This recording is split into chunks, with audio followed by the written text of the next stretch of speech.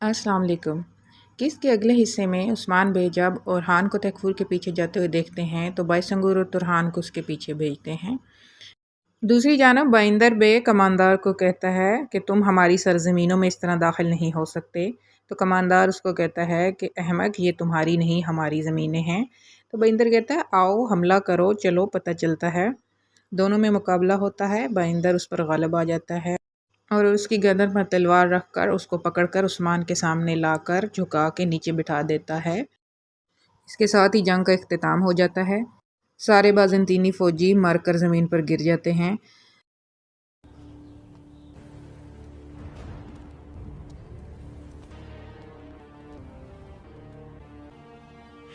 तब उस्मान बाज़ंतीनी कमांदार को कहता है कि तुम इस सरज़मीन पर आए थे हमें मारने के लिए, लेकिन देखो अब ये ही सरज़मीन, इस पर तुम्हारा मज़ार बनेगा।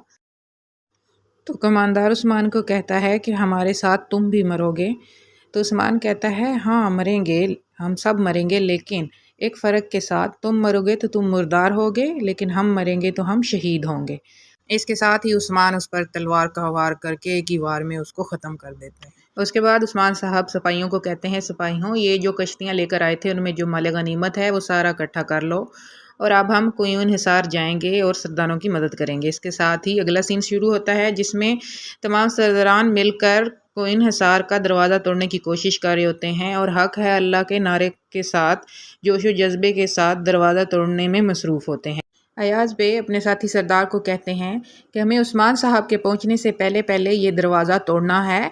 अंदर जो काफरों की फ़ौज है हमें उस तक पहुंचना है और हम नाकाम नहीं हो सकते। हमें ये कामयाबी हर हाल में हासिल करनी है।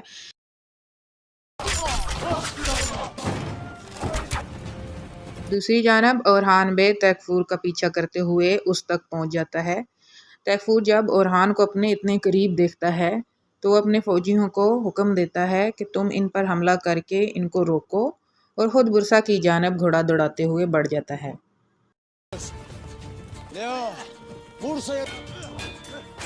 तैफूर के सिपाही ओरहान बे पर हमला कर देते हैं।